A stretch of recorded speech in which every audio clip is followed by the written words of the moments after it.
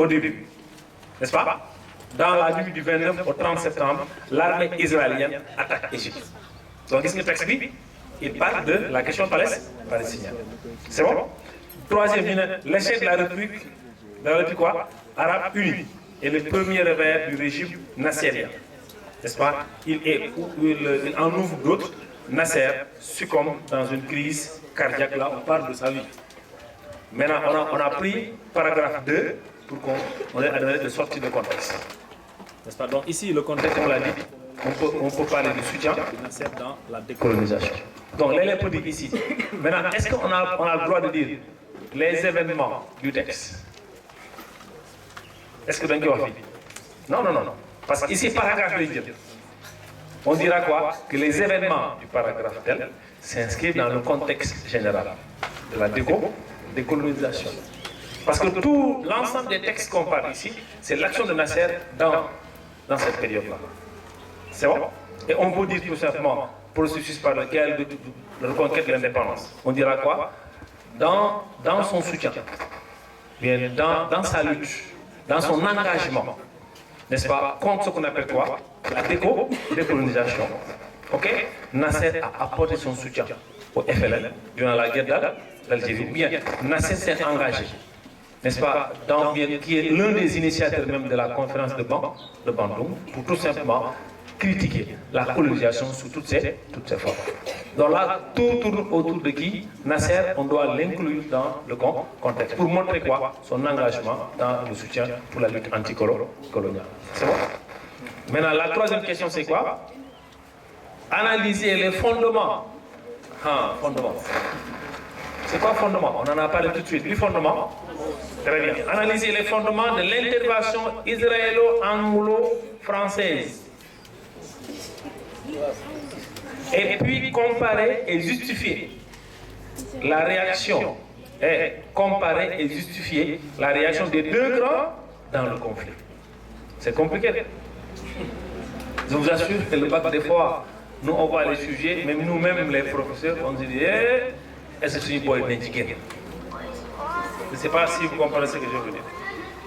Donc, ouais, c'est vraiment compliqué. Mais regardez ici, analyser les fondements de l'intervention israélo-arabe. Je pense qu'on en a déjà parlé. Tout de suite, on a les fondements. Là, les fondements, cause. Ici, fondement, c'est quoi? C'est la nationalisation du canal de Suez. Tout le monde est d'accord. Maintenant, le plus intéressant, quand on dit puis comparer et justifier la réaction. Moi, elle doit donner la réaction de chaque pays. États-Unis, pas États-Unis, les Anglais, qui, les Français et Israël. Pourquoi les Français sont engagés? Pourquoi Israël est engagé? Et pourquoi la France est engagée?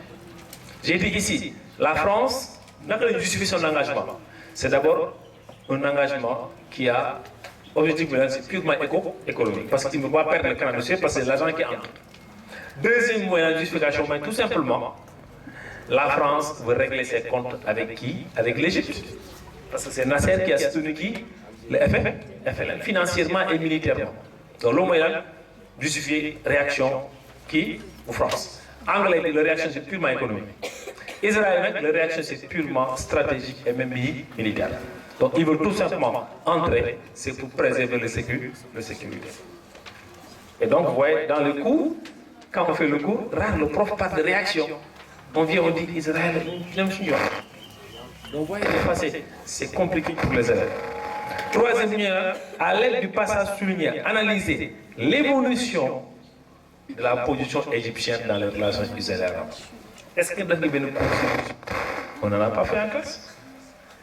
L'évolution, je vous pose la question. L'évolution de la position de l'Égypte. Tout le monde sait que l'Égypte a joué un rôle important. L'Égypte, il a été au début, jusqu'à aujourd'hui, sur la question palestinienne. Mais évolution, deux étapes là. Étape 1, moi, de 48 jusqu'à 73. Ça a été quoi? Un engagement ferme de l'Égypte. Un engagement militaire. Un engagement politique aux côtés de la Palestine. C'est une réaction ferme en condamnant ce qu'on appelle ce qu'Israël. Parce que l'Égypte a été au cœur de la guerre. Maintenant, entre-temps, de 73 jusqu'à aujourd'hui, l'Égypte a changé de position et devient quoi? Une position basée sur la négociation. Parce que qui a signé les accords de Camp David? C'est Anwar el-Sadat. Donc l'élève a montré des étapes. L'élève dira quoi? Que l'évolution de la position de l'Égypte se manifeste à travers deux étapes. Bonne étape, 37 jusqu'à 73, ça a été une position ferme. Ferme là, engagement, réaction épidémique de l'Égypte, n'est-ce pas, pour soutenir la Palestine dans les 4 grandes guerres. N'est-ce pas? Étape numéro 2, tu dis qu'après la fin de la guerre de Kippour, on a senti que l'Égypte, sa position a évolué. D'une position radicale, elle va aller vers une position réconciliante de négociation. Voilà, se rapprocher avec Israël, discuter pour trouver des solutions. La preuve, Anwar el-Sadat va signer les accords de Camp David pour reprendre quoi? Le Sinaï qu'il a perdu. Et il va reconnaître même l'État d'Israël. Donc vous voyez, ces questions-là, l'élève dira l'évolution, l'évolution d'une position. Aujourd'hui, quelle est ma position par rapport à M. Sagna? Demain, quelle sera ma position à M. Sagna? Au début, aujourd'hui, vous voyez, on se bat. On n'est pas des copains, on est des ennemis. Mais après 10 ans, notre position évolue, on est des adultes. Mais on commence à se fréquenter, on discute. On dit, ah, la position de M. Sagna a changé avec M. Sagna. Donc l'évolution, c'est dans le temps et dans l'espace. Donc ici, on dira quoi? Que l'évolution de la position égyptienne a changé, a évolué d'une position radicale, elle va aller vers une position réconciliante de négociation et de rapprochement avec qui? Israël. C'est bon? Les causes de cette évolution, on peut les mettre, ou bien la cause, avec le changement de président.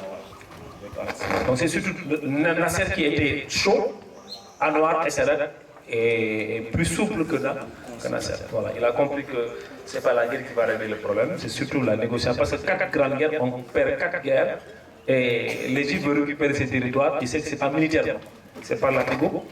Mais quelle est la conséquence? Anwar el-Sadat se rapproche d'Israël, mais Israël a après assassiné, tout simplement. C'est bon?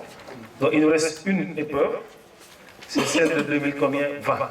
Vous, ça revient encore sur quoi? Sur l'Algérie.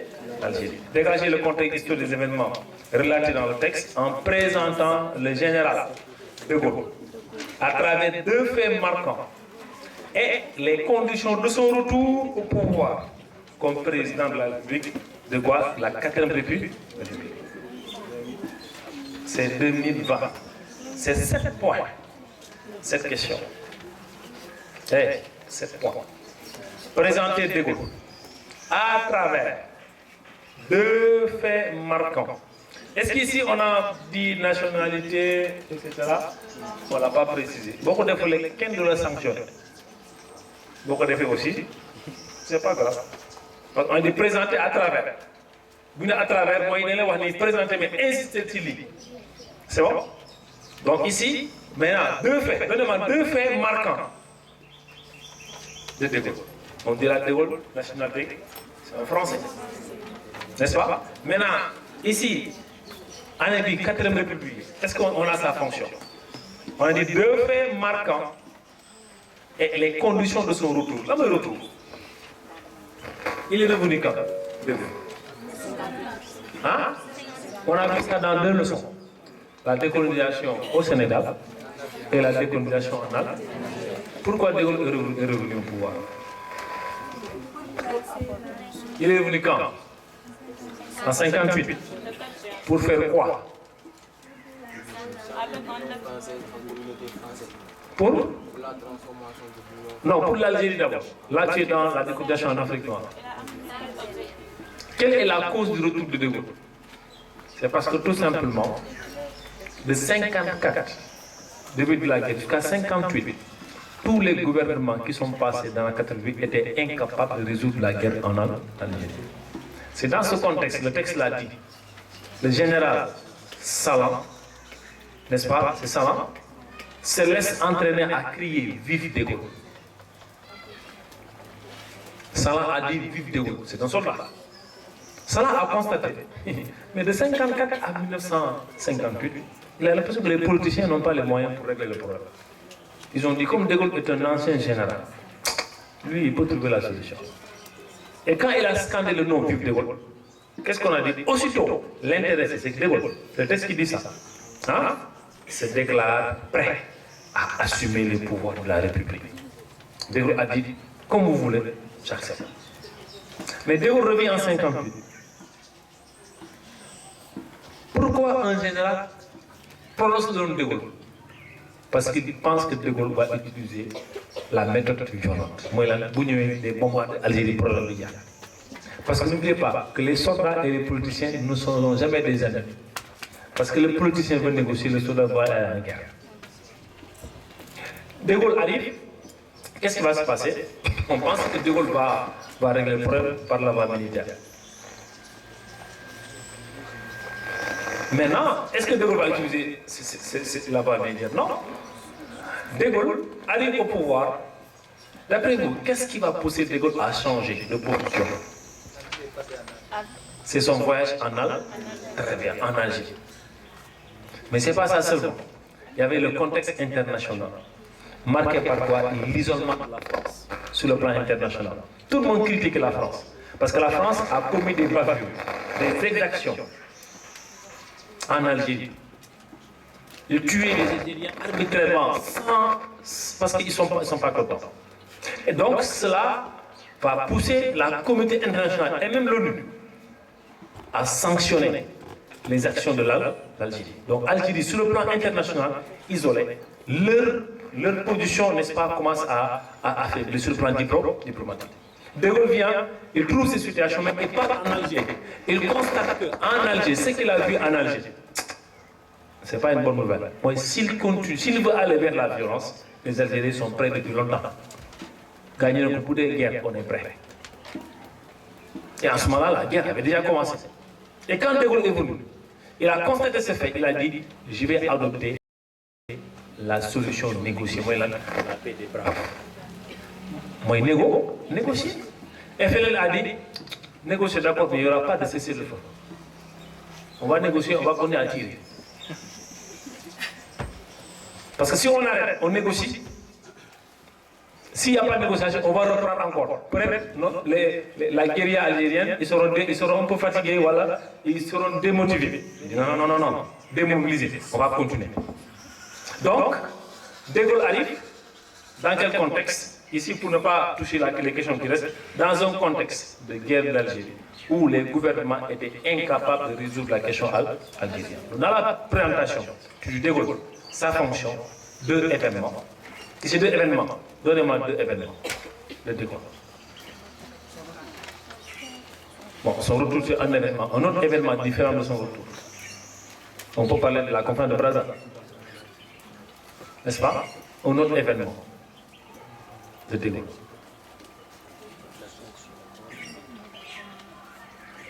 Maintenant, évitez de donner, par exemple, des événements qui datent de la résistance. Ok, ça c'est. Ok. Des fois, il faut choisir les événements par rapport au contexte. Maintenant, le rôle, c'est simple. Là, tu diras tout simplement, le retour de pouvoir est marqué par quoi? Par un contexte de crise en Algérie, d'un gouvernement incapable de résoudre la question algérienne et qui a motivé et qui a facilité le retour de Gaulle au pouvoir en 1958. Question 2. Il y a dans le texte pour analyser les indices ayant trait au rôle des généraux dans la crise algérienne. Les généraux, c'est eux qui ont été à l'origine de quoi? Du retour de Gaulle au pouvoir. Et la question 4, dégager la portée historique du texte en analysant les conséquences du discours de Gaulle sur le dénouement. C'est un dénouement. On peut pas, si vous voulez, on prend fin. La fin. Le rôle de Gaulle. Ici, le rôle Bignard. Parce que, par exemple, l'intervention de Gaulle, le discours de Gaulle, on a dit le discours de Gaulle. Ici, on n'a pas dit retour. Le discours, il a prononcé où? En Algérie. Là où il a dit, je vous ai compris. Son discours-là, il n'y a pas de conséquences là dans l'évolution. Deux conséquences là. Il y aura des conséquences positives et des conséquences négatives. Conséquences positives, moi, la négociation, c'est positif. Vous êtes d'accord? Moi, une négociation. Moi, il n'y aura pas. La France ne va pas s'engager dans une guerre. Maintenant, conséquences négatives, moi, le fait que De Gaulle a prononcé, là, j'ai compris. Les pieds noirs, ils vont mettre en place l'OAS, Organisation d'Armée secrète. Ils vont commencer à attaquer les Gaulois et à attaquer les Algériens. Et en plus, qu'est-ce qui va se passer? Deuxième conséquence, les 4 généraux, Salam, Djoufort, Zeller, n'est-ce pas? Et le 4e, je l'ai oublié, ces 4 généraux vont tout simplement vouloir organiser un putsch manqué pour rester en Algérie par la force. Ça, c'est une conséquence négative. Et après, De Gaulle va continuer à faire quoi? À négocier. Jusqu'à quoi? Signer les accords d'Évian, n'est-ce pas, qui mettra fin à la guerre d'Algérie. Donc ici, l'élève, il doit tout simplement montrer qu'est-ce que le discours a entraîné comme effet positif et comme effet négatif. C'est bon? Effet positif, moi, il propose la solution négociée, il propose ce qu'on appelle la paix des braves, il propose, n'est-ce pas, un rapprochement avec le FLN pour discuter, pour mettre fin au conflit. Mais effet négatif, moi, là, il entraîne quoi? Un mécontentement de qui? Des pieds noirs qui ne sont pas d'accord, et même des mécontentements de certaines entreprises françaises qui avaient leur intérêt en Algérie, qui voulaient que De Gaulle reste.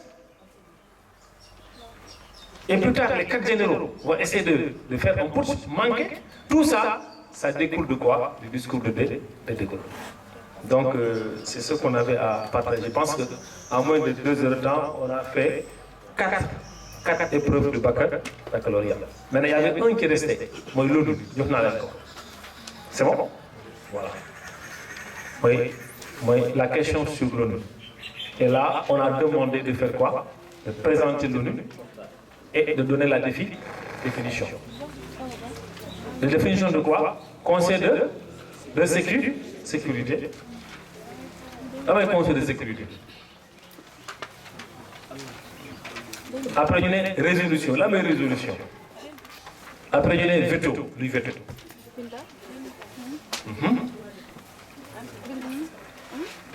Oui. Qui va nous aider? Conseil de sécurité. On suit, s'il vous plaît. C'est le bac de quelle année? 2020? 23. 2023, je pense que c'est avant 2024.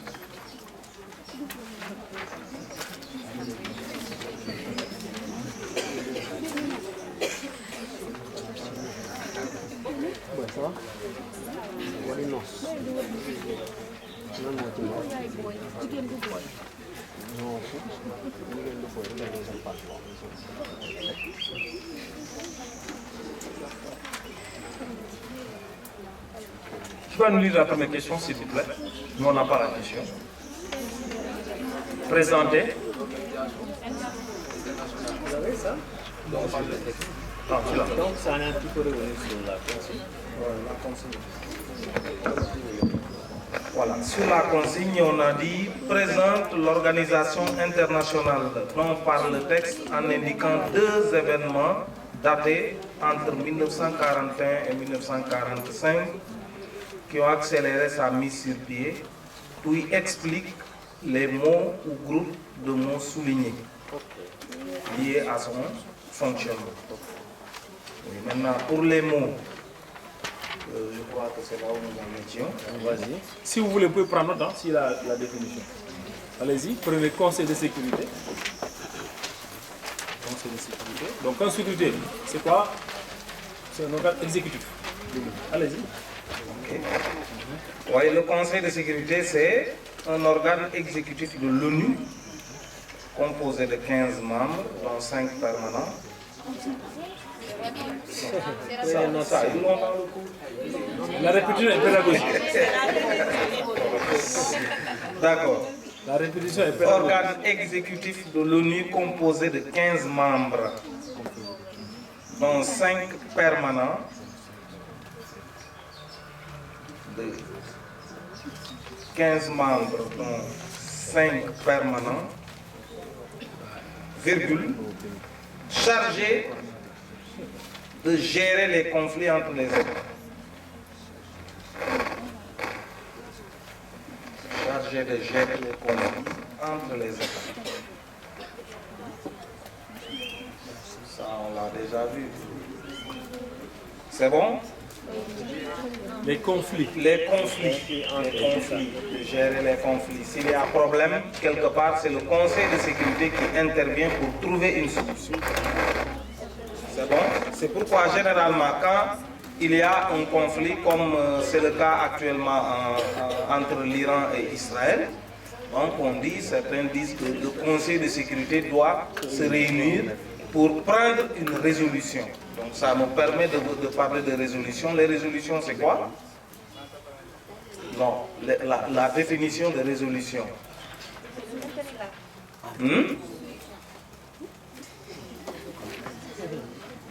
Résolution, une résolution. Réglage. Ah bon? Réglage. Hein? C'est décision. Les décisions qui sont prises par les instances de l'ONU, on les appelle des résolutions. Le Conseil de sécurité qui prend. Le Conseil de sécurité, quand il se réunit, la décision qu'il prend est appelée résolution. La résolution, c'est les décisions prises par les instances. Prenez la résolution. Résolution, hein?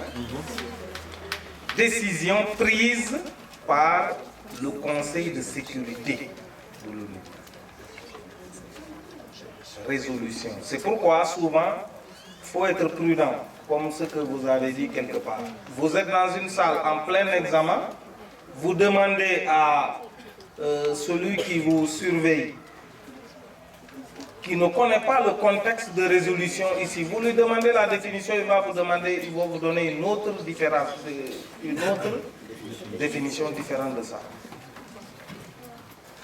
Pourquoi il faut être prudent? Oui, il y a résolution. Après, on a le veto.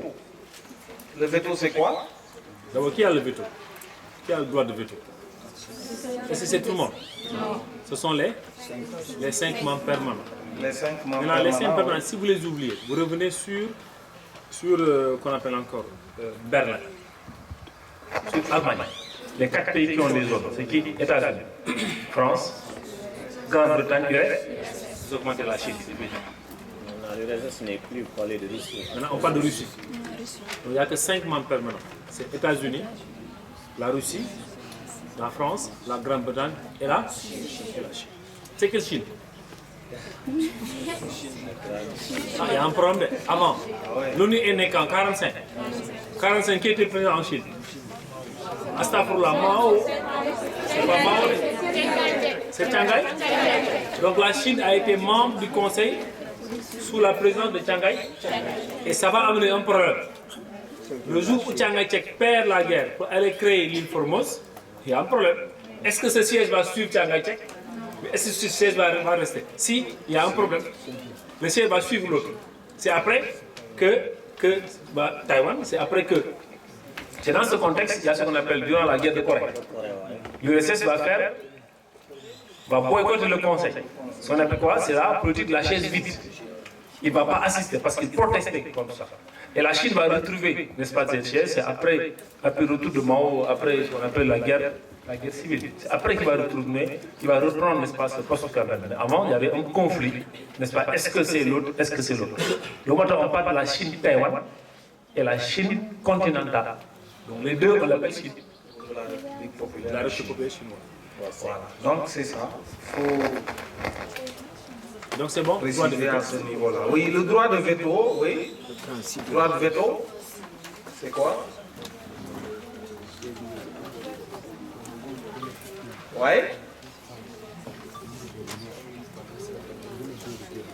Le droit de veto.